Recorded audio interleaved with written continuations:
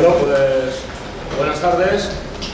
Gracias por venir a este acto que organiza el Movimiento de Izquierda Alternativa en defensa de la enseñanza pública. Nos hubiese gustado empezar el llamado curso político con otro tipo de acto, pero lamentablemente una vez más la educación vuelve a ser atacada con políticas que vienen a recortar la calidad de la enseñanza. En primer lugar, quiero dejar claro que nosotros hacemos este acto no como apoyo a una reivindicación laboral del profesorado, que también hacemos este acto porque creemos que está siendo atacada muy seriamente la educación de nuestros hijos. Esperanza Aguirre en televisión comentaba que no para nada ha sido recortado el presupuesto a la enseñanza pública en la Comunidad de Madrid. A mí me gustaría, lo primero, saber qué entiende ella por recorte, desde el punto de vista en que 2.300 profesores, creo entender, de educación secundaria, según comentaban ayer, unos 600, ¿no?, de las escuelas oficiales de idioma, no van a tener puesto de trabajo durante este curso. Pues que venga a decirme si eso no es un recorte. Además, nos encontramos que realmente, claro, ella considera que no es recorte porque el presupuesto en educación se mantiene, pero se mantiene para, de alguna manera, subvencionar los gastos de la enseñanza privada. No quiero terminar sin recordar dos colectivos que están muy seriamente amenazados también en nuestro municipio y que gran parte de la culpa de esa amenaza la tienen desde el equipo de gobierno local. Me estoy refiriendo al Colegio 2 de Mayo, que una vez más, y ya van 5 años, comienza su curso en un estado lamentable. Los chavales se están moviendo, no voy a decir entre escombros, pero sí voy a decir que se están moviendo entre las obras en un estado lamentable. Yo ayer pude observar cómo el recinto escolar puede tener graves problemas para los chavales, problemas físicos. Y otro colectivo es el de las escuelas infantiles municipales de gestión indirecta.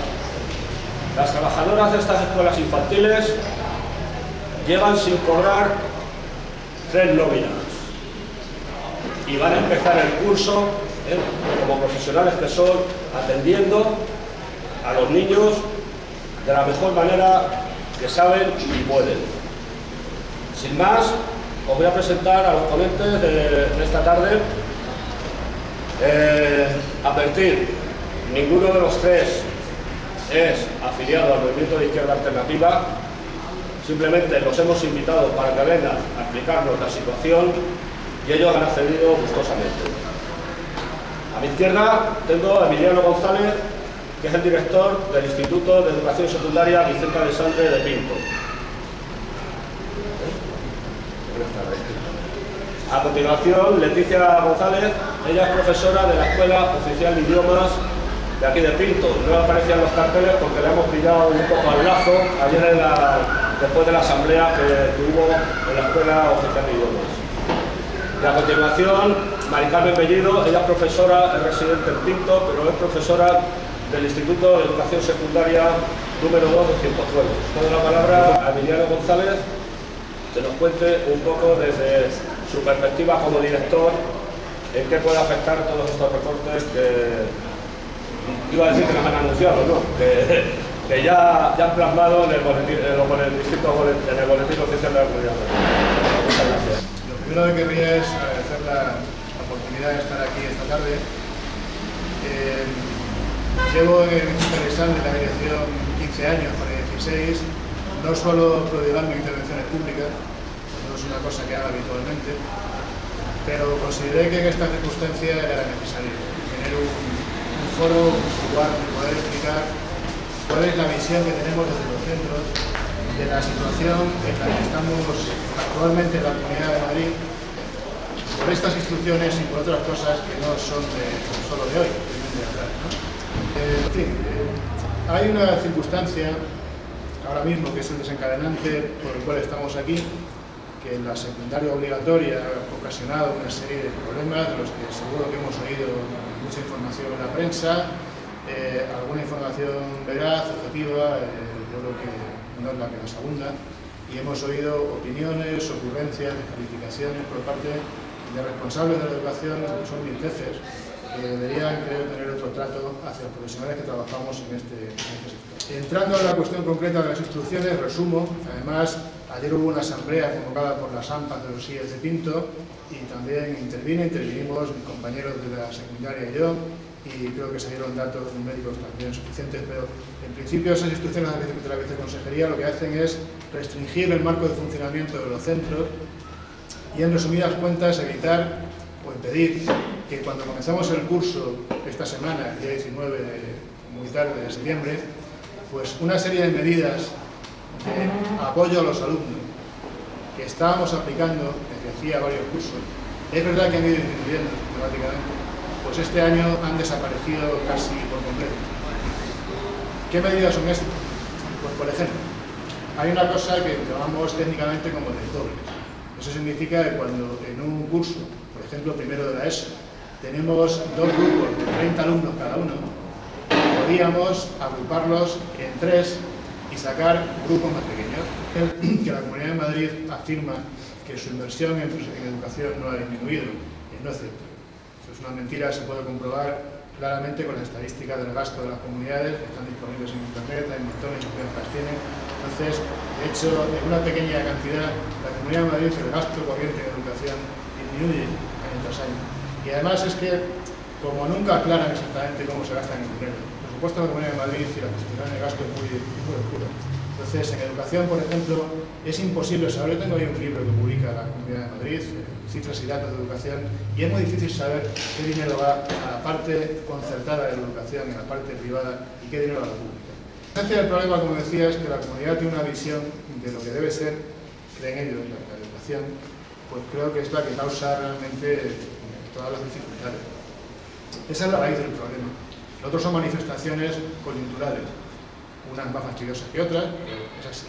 Entonces, todo esto, como decía, tiene una secuencia que se ha ido plasmando durante varios años.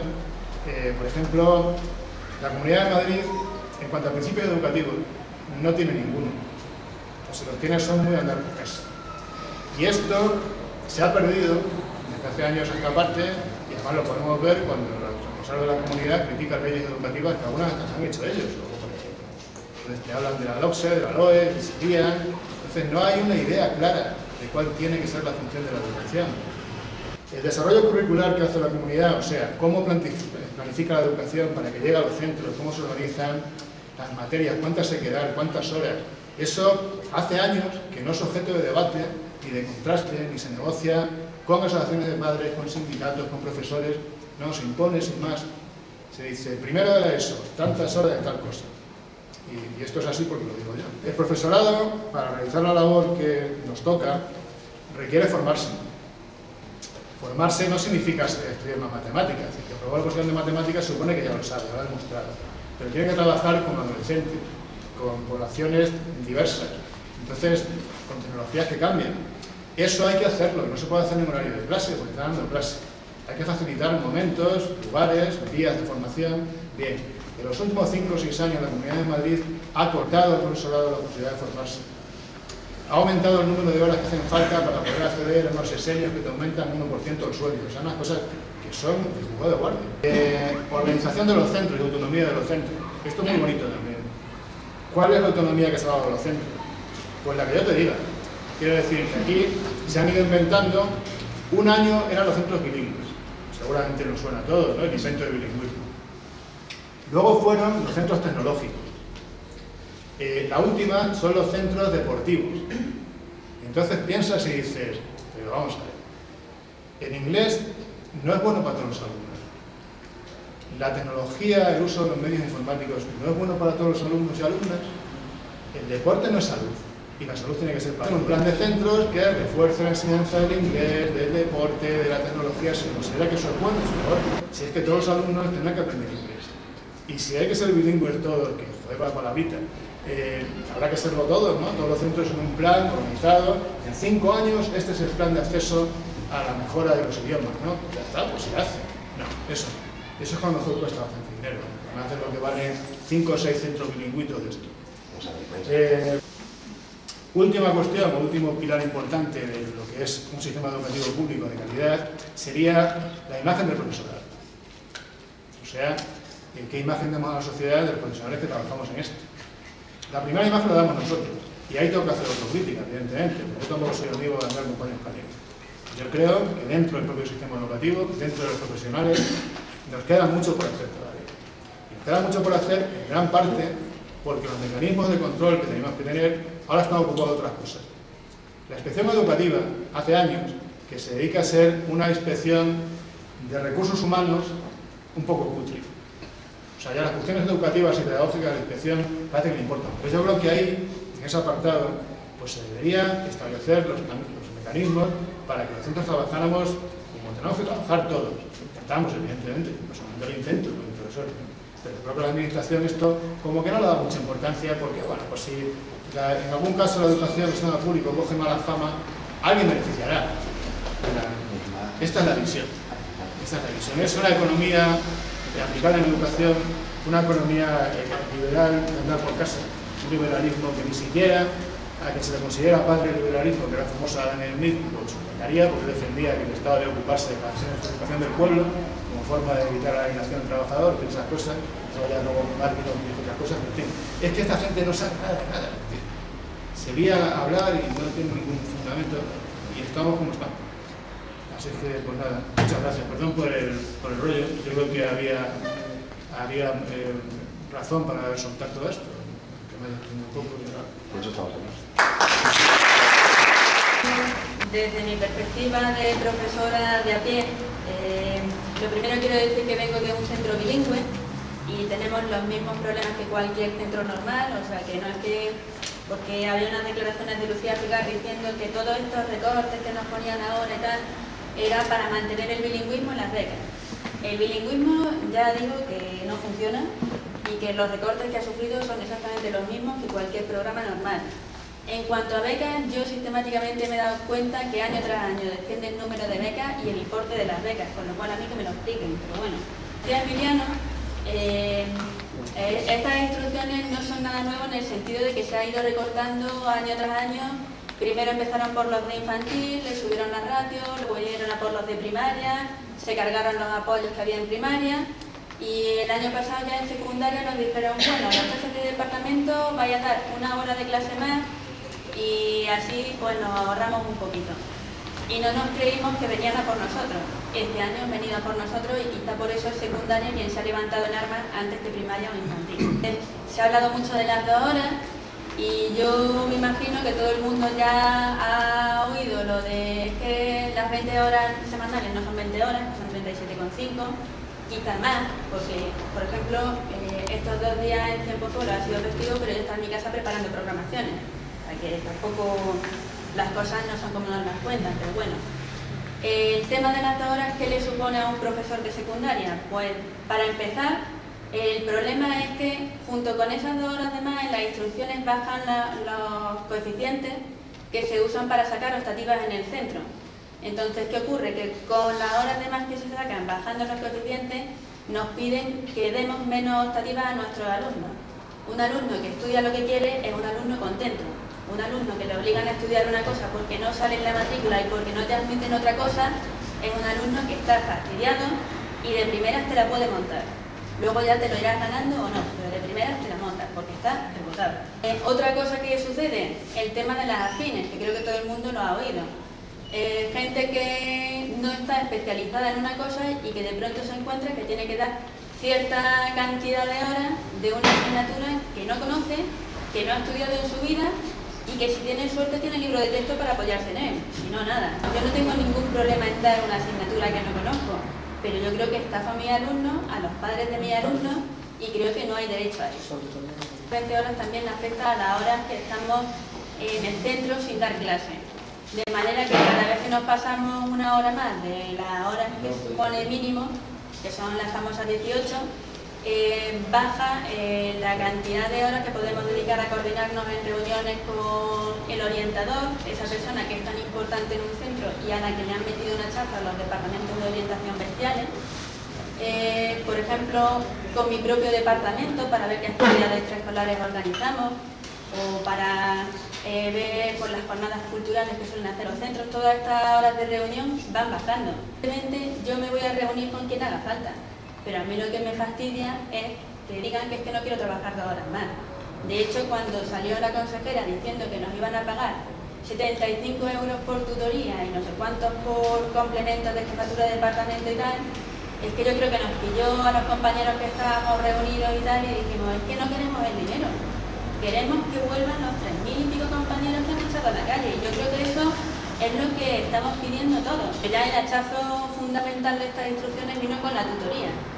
El tema de que la tutoría dejaba de ser lectiva y que pasaba a ser individualizada, porque eso viste mucho más y queda más bonito. El tema de las tutorías individualizadas, yo sinceramente creo que no va a funcionar. La tutoría hasta ahora era una hora de clase que estábamos con todos nuestros alumnos y que a veces teníamos charlas de orientación o de lo que fuera, o dinámicas de grupo, pero yo como tutora de primero de la ESO lo he vivido, fundamentalmente sirve para resolver problemas. Problemas entre algunos compañeros, problemas de pelea o simplemente de orientación académica. Entonces, que te quiten la posibilidad de hacer eso ya es bastante fuerte. A decirme que cómo va su hijo, pues no sé muy bien cómo me la voy a ingeniar para hablar con todos mis compañeros, con esto de que no tengo horas complementarias para reunirme, y ver pues, cómo va en lengua, cómo va en matemáticas, dónde necesito apretar más. Todo esto pues lo he perdido. Una cosa que quería comentar, que bueno, se habla un poco más entre los docentes, pero sí que quiero que llegue un poco a todo el mundo, es el tema de dos asociaciones o dos programas que hay ahora mismo en paralelo. Uno que es el programa Refuerza y otro que es de la asociación Empieza por Educar. Lo del programa Refuerza se votó en los centros y era como hacer una especie de academia o de actividades extraescolares por la tarde en los centros, donde quienes impartían las actividades eran las empresas privadas, pues como si fueran academia, pero con los espacios del centro.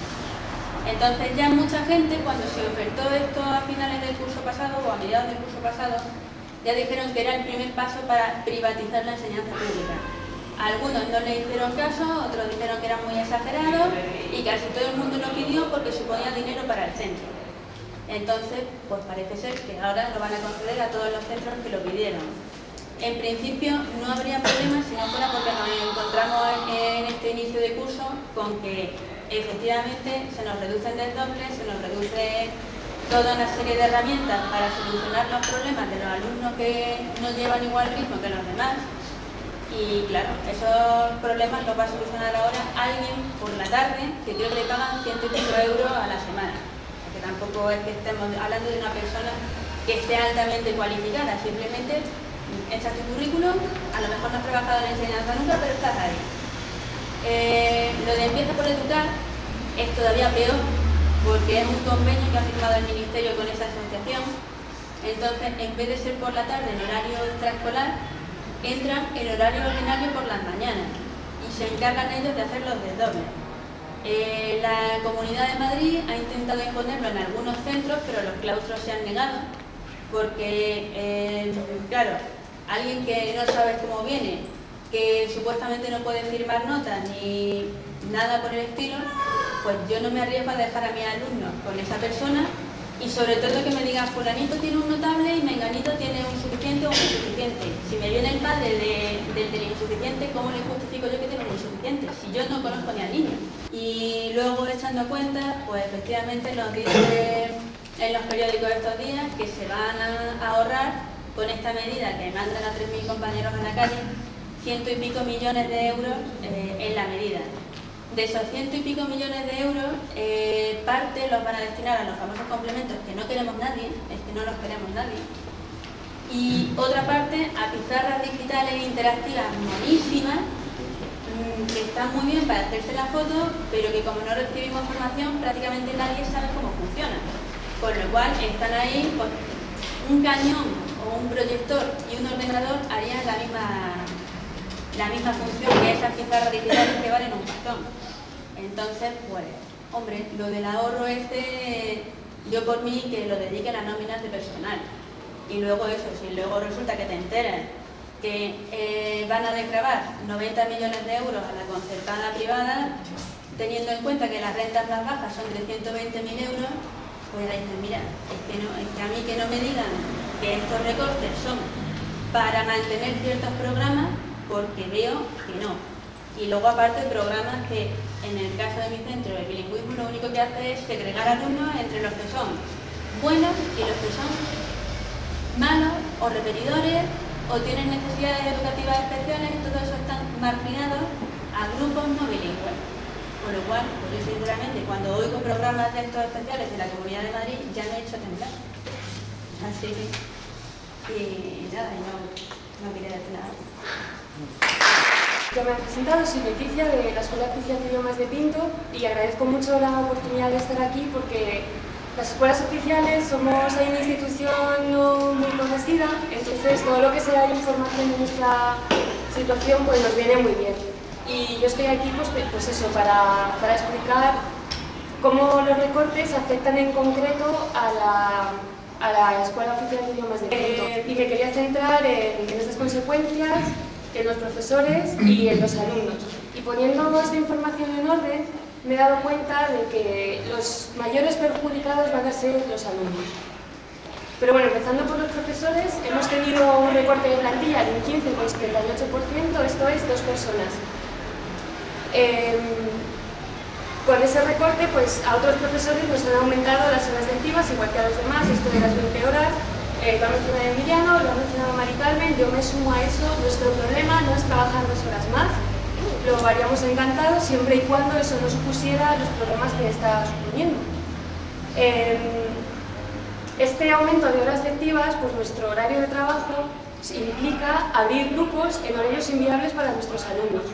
El alumnado de la Escuela de Idiomas es un alumnado básicamente adulto, que tiene familia, que tiene trabajo, que tiene una jornada partida o quizás continua, pero que tiene una familia, unas compras y unos problemas. Entonces, este aumento de grupos se hace en horarios bien demasiado pronto o demasiado tarde, de manera que ponemos en duda que nuestro servicio al pueblo pueda ser mejor. Entonces, eso es una de las consecuencias de cómo se merma la calidad. O sea, no podemos dar un mejor servicio. Pues una de las cosas más graves que suceden es que van a tener menos horas lectivas. Entonces, un curso de la Escuela de Idiomas es de 120 horas. Nuestros alumnos suelen venir 2 días a la semana, 2 horas, bien lunes, miércoles o martes, jueves. Para cumplir estas 120 horas, tenían que venir también algunos viernes al mes. Bueno, pues estos viernes desaparecen. Y hemos calculado más o menos, esto es una cifra redondeada, que pierden 10 horas. Y lo que nos justifican es que estas 10 horas se utilizan para exámenes. Pero que yo sepa, evaluar no es enseñar. Entonces, esas 10 horas que eran lectivas se convierten en horas de evaluación. Larga, si la oferta es peor, si la gente no puede venir, ¿qué va a pasar? Se va a matricular menos gente. Si deja de matricularse gente, desaparecemos. Nos privatizan. ¿Qué puede pasar si nos privatizan? Pues un año, estas 120 horas en la Escuela de Idiomas cuesta aproximadamente 130 euros. Si uno se apunta a una institución educativa que pueda certificar títulos con utilidades similares, pues hemos calculado que unas 50 horas de esa formación privada puede venir a costar unos 600 euros. Los que ya están dentro de la escuela, los afortunados que ya están dentro de la escuela se ven afectados, pero yo también os quería explicar cómo se ven afectados los que quieren entrar, porque no sé si tenéis un poco la idea de lo difícil que es entrar en la Escuela de Idiomas porque hay mucha demanda y pocas plazas. Bueno, los datos del curso pasado, estos son aproximados, los de este año los tengo más concretos. Hubo unas 800 solicitudes para entrar en la Escuela de Idiomas, 800 solicitudes en Pinto. De estas 800 entraron 300 y se quedaron fuera 500. Bueno, los datos que me ha dado la secretaria del centro para este año son 724 solicitudes de inglés, 173 solicitudes de francés y 167 solicitudes de alemán. Redondeando, es un poco menos, pero redondeando, 1100 solicitudes este año de gente que quiere formarse en idiomas. Mayoritariamente en inglés porque es muy demandado, pero también en los demás. Las plazas que se estiman que se van a poder dar a estas solicitudes son 80 en inglés, ¿vale? Estamos hablando de 724, vamos a dar 80, 50 de francés y bueno, 100 de alemán porque es un caso totalmente excepcional.